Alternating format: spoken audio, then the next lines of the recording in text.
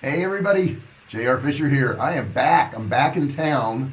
The first thing I do is apologize because I noticed when I got up this morning, this live stream was scheduled for 7 a.m.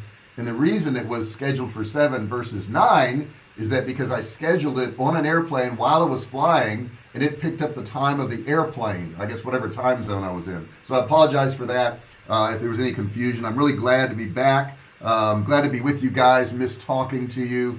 Miss sharing ideas. If you're new today, hey, do me a favor, subscribe. Don't forget to ring the bell too. Turn on all bell notifications so you're notified each and every time I go live. I do these live streams usually 6 days a week. From Wednesday to Saturday, unfortunately, I wasn't able to do it. I was on the road so much. The timing just didn't work. However, I'm back, and I'll be here from now on to talk to you guys in the morning, kind of share some ideas, get my day going, gets my day going too. What I try to do is share. Thank you so much, James. He also said he hit the like button. Guys, hit that like button. He said I'm loud and clear, and I appreciate that. He's my good buddy who watches over me. When I mess up or when things are going well, he lets me know. So today we're going to talk about how you can actually master the life of a digital nomad. Now, I am not a digital nomad. However, I guess I'm a semi-digital nomad. I travel around the world a lot. In 2019, before the sickness, we're not allowed to say the word, hit, I think I was in 6 countries that year and on several trips. So, I've done a lot of this, and what I'm going to do is I'm going to share with you the tips that really will help you out. However, if you have questions about anything else that has to do with, making money online, growing your business online, any of that stuff, e-commerce, I've done that stuff, so I'll be happy to help you out with that. So what I'll do is I'll go through this list, and as I go through this list, put in that chat section. Have you done some of this? Are you curious about some of this? Are you trying to learn this? Being a digital nomad is kind of interesting. Let's see here. Well, okay, I'm just reading a couple of comments to make sure I don't get behind there. But feel free to put those comments in there, guys. So what I'd like to do is go through this list and have you comment as I go through this list. What is your opinion of the things I'm talking about? Is it accurate to what you've noticed? Is it helpful to you? I got to tell you, I started in 2009. And the whole concept has really changed a lot. Since I started, there's more options. There's better Wi-Fi. There's accommodations that make it easier to work remote. There's places that cater now to digital marketers. There's cafes in Mexico. And I've worked in them. In Bangkok, Thailand, airport lounges. I've worked all across the world actually at this point. So being able to work anywhere in the world really is an amazing gift. I really do appreciate it. I have noticed changes over the years. Flights in the U.S. I gotta say it's gone downhill, and I hate to pick on the U.S., but I've flown in Asian airlines and I've flown in U.S. airlines. And to give you an example, I just went to Asheville, North Carolina. And it was one layover, not a big deal. We flew from San Diego to Dallas, and then from Dallas to Asheville, and we did fly first class. And I think a regular flight ticket was like $400 and some odd dollars round trip, and we paid $1,000, so we paid a lot more money. Now, what do you get with that? Well, in the U.S., you used to get drinks and a nice hot meal and hot towels and snacks and peanuts and all these things and a blanket and all this stuff. And I'll tell you now, you don't get all that. As a matter of fact, on our flight from Dallas to Asheville, we got no hot food. They gave you could get a turkey sandwich. They hand you a wrapped up turkey sandwich, same ones they sell in Coach. And you could get some cheese and fruit, same ones they sell in Coach, which I think they sell them for like 15-20 bucks. But we had paid $600 more. We went to plug in our phone. There was no plugs. You really didn't get much. You couldn't get a blanket. My wife gets a little bit chilly. Couldn't get a blanket. So for extra $600, you got a seat that was a little wider. That was about it. So that was kind of disappointing because I know in Coach when I flew to Bangkok, it was super nice. I mean, they gave you meals constantly. They had buffets set out at the little stations. I mean, it was really, really nice. The service was incredible. So I'm hoping the U.S. will come around. I'm hoping we're going to improve things, and I'm not complaining because I feel lucky. I feel lucky to be able to afford to fly, let alone fly first class. But it's disappointing when you pay that extra and you don't get extra. But that's just the way it is. So the thing I like about being able to work online is the flexibility of work my own hours. Like I told you guys, I was scheduling this stuff on the airplane as I was flying back. That's pretty cool to be able to do that. But I don't want you to think that being a digital marketer is just all fun and games, because it's not. It's still work. I mean, it's still work. It's still a job. You still have to do things. You have to find good Wi-Fi. You got to find good subjects to talk about. You got to have good products to sell. So you got to balance your travel and your work. Just because you're traveling, the work still needs to get done. It's like I said, I was working on the airplane. So most people who work remotely have had struggles finding their personal balance. How much time do you spend, leisure time, work time, travel time? You got to balance all that stuff out and understand, if you work from home, you don't have to factor in travel time. So you actually have more home. If you're working from home or you're working at a job, you don't have to factor in travel time. So being a digital nomad, that's something added that you have to do. It lets you see a lot of places, but that's something you have to do. Now, the first thing I'm going to tell you guys is make sure you have work before you become a digital nomad. A lot of people say, well, you know what? I'm going to quit my job and I'm going to go on the road and I'm just going to be a digital nomad. And I'm like, whoa, how are you going to make money? Well, no, I hear I can write a blog. I hear I can sell products online.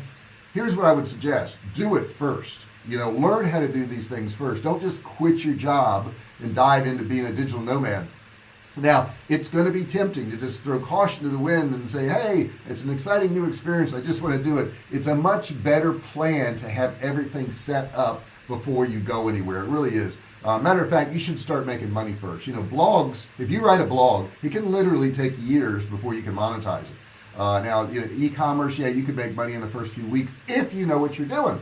So you've got to really know what you're doing. So I'm going to tell everybody out there, unless you've got a stream of income from this, or unless you've got a lot of savings you want to live off of, don't say I'm going to go become a digital nomad before you have all this set up. Not a wise thing to do.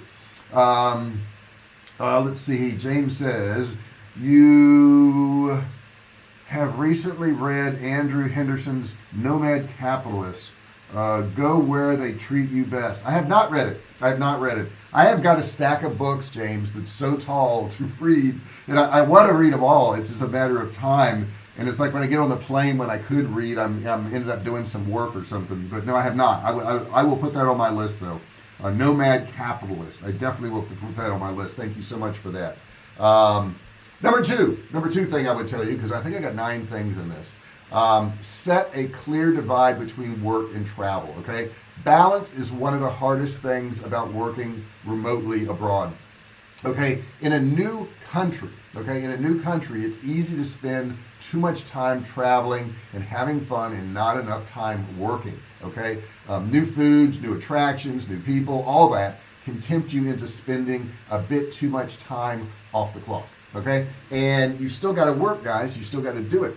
To make sure you get your work done, set clear boundaries for when you work and when you're exploring and looking around. The best digital nomads have strict calendars to ensure that they get everything done. Maybe you dedicate, an entire days to one or the other, okay? Or maybe you divide up each day, but whatever it is, you need to have a schedule. You got to get things done. Whatever strategy you choose, stick with it. Don't alter it, okay? Don't alter it because somebody else says, hey, we're going to go do this today. You want to go?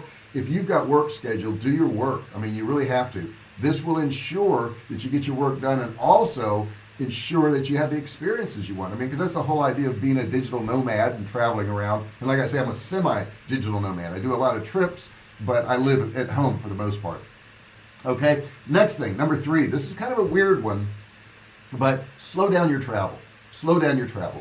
The best way to balance your work and travel is to get to know your destinations in incredible detail. Okay, if you're constantly traveling, you're traveling every 3 or 4 days, you're going somewhere, you've eaten up so much time with that travel time that it's going to take away from seeing where you're going to. It's going to take away from your work. It's the travel time itself.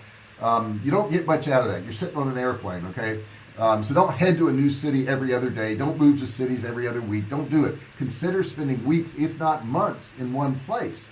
And you're saying, well, JR, I thought it was like every week you go somewhere. I wouldn't do it. I wouldn't do it. I think you eat up too much time. That way you'll have plenty of time to build productive habits and routines while getting in-depth experience of the destination you're in. And that's what I like to do. I like to know more about it. I like to see more of these destinations. So you want to do that. You'll be able to play tourist, you'll be able to network, you'll be able to attend events. You'll get a feel for life more than the standard tourist does. I can't recommend this enough. Really, quality over quantity. That's what I would suggest to you. How would you start digital drops hipping in 2021? Digital drops. I'm not quite sure what you mean there, James. If you would expound on that a little bit. It reads, how would you start digital drops hipping in 2021? Not quite sure what that means. Put a little bit more in there, and then I'll figure it out. I'm a little bit slow here. I'm probably still foggy from all my travel. I'm still 3 hours off because it's 3 hours later now on the East Coast, which is where I was for the past 5 days. Number 4, make sure you got great Wi-Fi. Make sure you got great Wi-Fi. Okay, when you work online, fast Wi-Fi is really vital. Before you choose your destinations, look at the Wi-Fi situation. Is it easy to access it? Okay, is it fast? Can you get a SIM card for reliable data? Every country varies. I know when I went to Bangkok, I looked at my phone plan, and although they would let me do it in Bangkok and use my phone, it was exorbitant in cost. So what I did when I went to Bangkok is I took out the SIM card of my iPhone and I went and bought a SIM card with Wi-Fi, and I paid for the Wi-Fi and I used that, which changed my phone number too. So anybody that was trying to call me, you know, I wasn't going to get the call. Plus, if I tried to call anybody else, they saw a different phone number. So you gotta factor that in, or maybe have 2 phones. You know, you can also do that. You've got to find out more about the Wi-Fi speeds in different countries. Okay, you can use Nomadist. Let me put this in here, Nomadist, to figure this stuff out. Nomadist.com. Gosh, that reminds me of a commercial, doesn't it? There we go, com. This will help you a lot, guys, to use this one right here. For example, Shopify, AliExpress, Alibaba. You talk about drop shipping stuff. That's not hard to do at all. You can do that in any country. What I do suggest is that you have a U.S. address if you're from the U.S. or whatever country you want to run things from. And there's a lot. If you just type in get U.S. address, mail drop address, phone address, you can get that. If you're doing drop shipping from another country, it doesn't have to go through you, because it's, let's say you're selling to somebody in Arkansas and you're in Bangkok. You're going to put your order in with the drop shipper, and they're just going to ship it to that person in Arkansas, so you don't so much have to worry about that. However, I would have an address in the U.S. so you can forward anything that you need sent to you. That's pretty important to have that done. So I would do that, but it's not hard to do. That's not hard to do. I know people who do that all the time now. So every country varies, and even regions within countries vary. So you got to make sure that you do some type of research before you go. This is really important for anyone working with video. I do video. Uploading video is a bear if you have bad Wi-Fi, okay? Or if you're doing photography, or you got large files, any of that stuff, it can be really difficult. So you want to find out about those Wi-Fi speeds. It's really important. When you rent Airbnb or a long-term stay, ask the owners to send you a screenshot. Send a screenshot of the Wi-Fi speed. I've spent a lot of time trying to find good Wi-Fi in countries, and I can tell you, nothing kills your productivity than spending the day trying to find Wi-Fi when you couldn't have it at the place, when you couldn't have it at your own place to start with. So make sure you do that. Next thing, and this is something a lot of people don't do. Let me get a sip real quick. Number 5, get a VPN. Okay, VPNs are super important. These are called virtual private networks. They're super inexpensive. Like maybe $50 or $100 a year. As a digital nomad, you're going to be connecting to Wi-Fi networks in all kinds of places. Banking, personal messages, email, they can all be accessed if you aren't careful. Be sure your information is protected using a reliable VPN, which what it does is it masks your online signature so data can't be stolen. Just like you would secure your valuables in a hostel locker or a hotel safe or something like that, you also need to secure your data when online. VPN, I like NordVPN, and I'll get a link and stick it in there. It can help you do that. But a lot of them are like, $3 or $4 a month. I mean, they just don't cost much money. So I would highly recommend you doing that. And besides that, if you have a VPN, you can log in any country you want. Okay, so I could be in San Diego and I could say I was in England and I'm logging in there, or I could say I was in Asia, or I could say I was in Canada. And here's the funny thing: when you do that, let's say you have a Netflix account, when you change your VPN location, it changes what shows you can watch. So even if you're in the US, if you have a VPN and you say, gee, I want to watch some of the stuff they're watching over in Europe, all you got to do is put in a Europe VPN location. You have like tons of locations. You just click on them, and you're going to see new things on Netflix that you wouldn't have seen in the US, and vice versa. They see things you don't see. So that's kind of cool. Next up, this is number 6. Get this. Make sure you have travel insurance. So important. I was on a trip with my wife in 2019, and we were in Mexico. And the first time we got there, I mean, within hours, and it was like 3 or 4 o'clock in the morning, she started having really serious back pains and stomach pains. And as it turned out, she had a kidney stone. We ended up in a Mexican hospital for the next couple days, and the bill was $3,500 to spend the night there. I had travel insurance, which paid for it. $3,500. And I think that travel insurance cost me like $150, maybe $200, and it paid $3,500. Now, the thing is with travel insurance, or excuse me, the thing is with your own personal insurance, like we have health insurance, but it's useless in Mexico. They aren't taking it in Mexico. They look at it and go, so what? That's for the US. So when you're in one of these other countries, if something happens to you guys and you don't have travel insurance, you're going to be in a bad situation. Plus it covers everything from like lost luggage, delayed flights, theft. It covers so many other things outside of just your health, but your health is pretty important. Okay. So I would strongly recommend you doing that. There's a couple insurance companies I would recommend. Insurance companies, World Nomads and Safety Wing. Okay, both of those are really pretty good. Your airline may also offer it to you. Whoever you're booking it through may offer it to you. But man, I'm telling you, get travel insurance. It's so very important. Which brings us to number 7. And number 7 messed me up today. It messed me up. And it messed me up because I was flying, scheduling a video in a different time zone, so it grabbed that time zone wherever I was flying. And I don't know, I was somewhere between, Chicago and San Diego when I was doing this, and I fell in a time zone that was 2 hours different.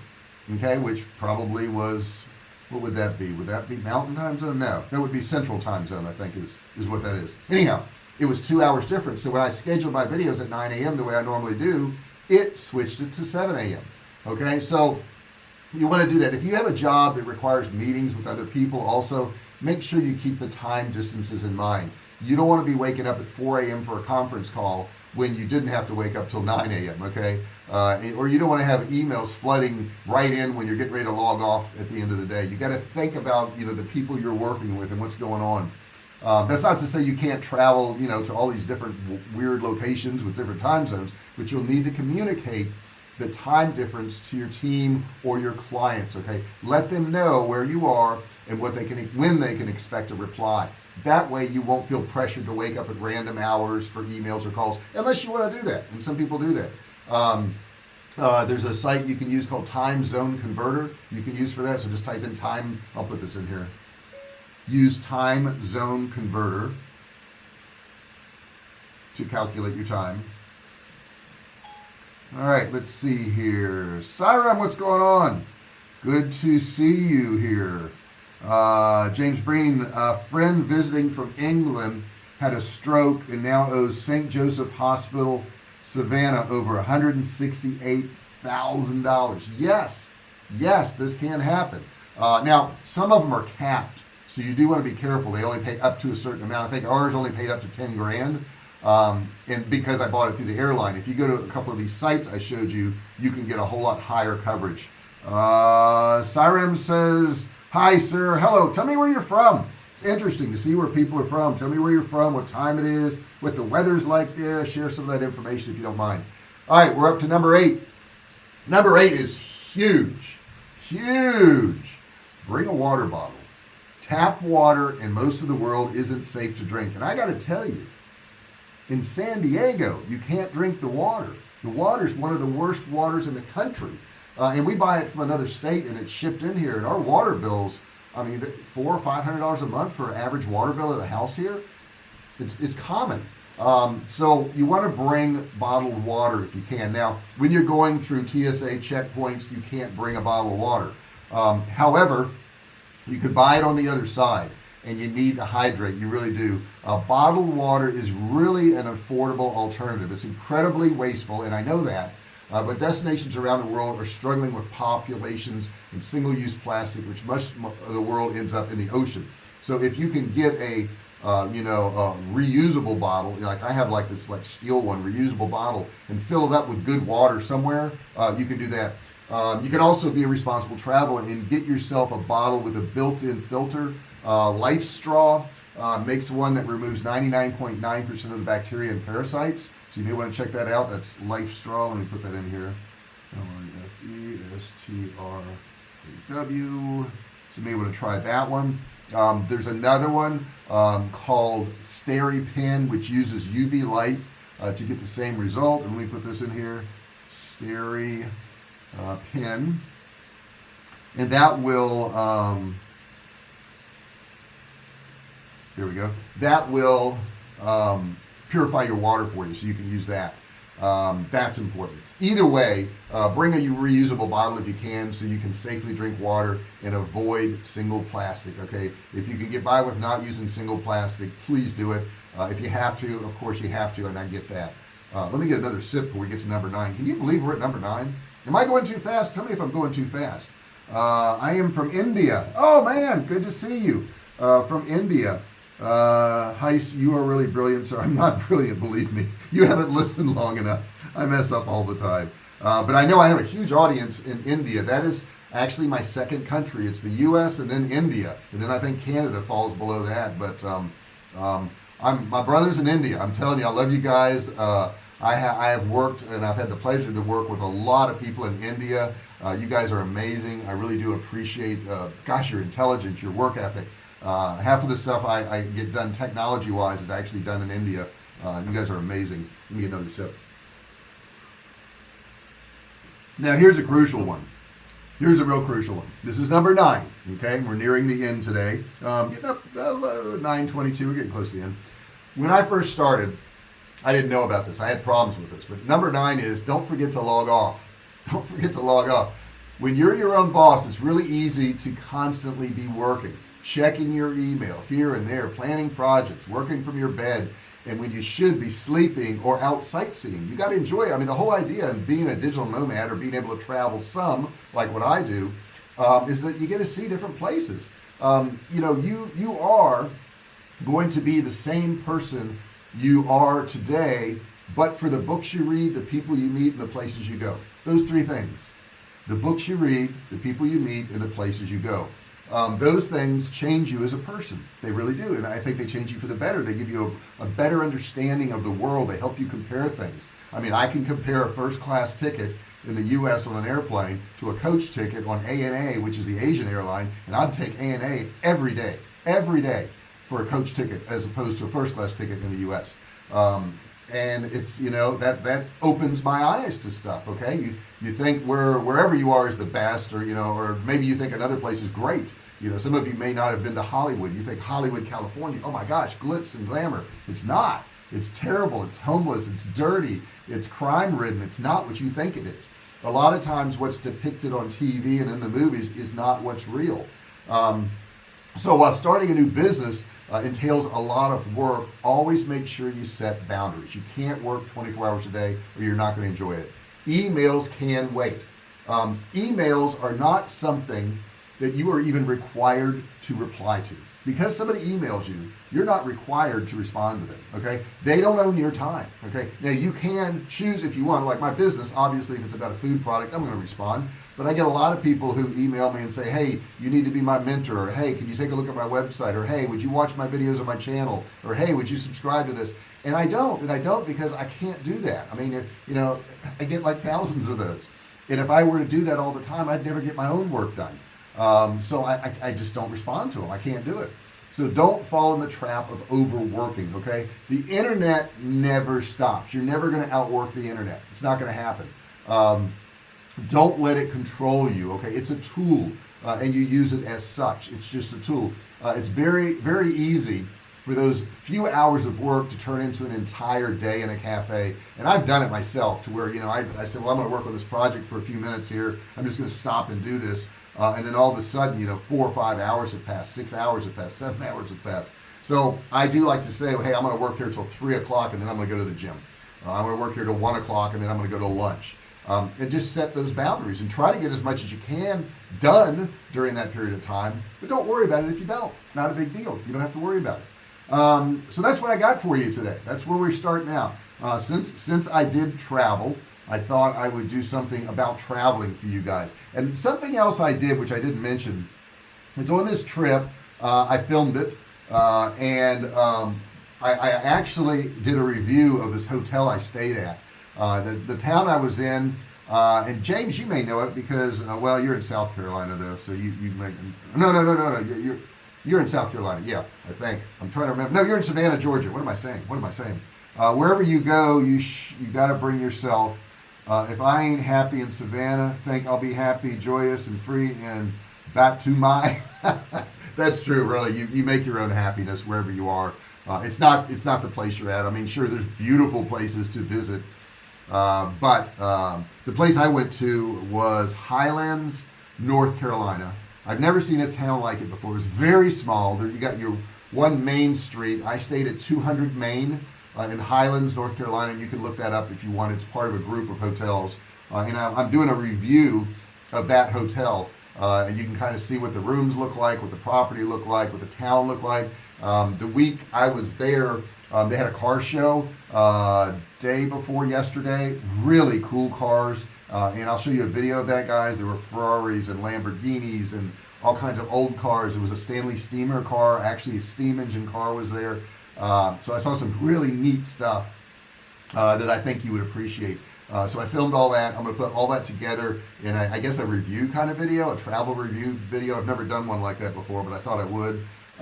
D. Ragul says, hi. Hello, D. Ragul. Good to see you, man. Glad you joined us today. Put in there what you do, what you're working on, whatever. James Breen says, great session today. Thanks for sharing good news. D. Ragul says, good night. He says, hi and good night.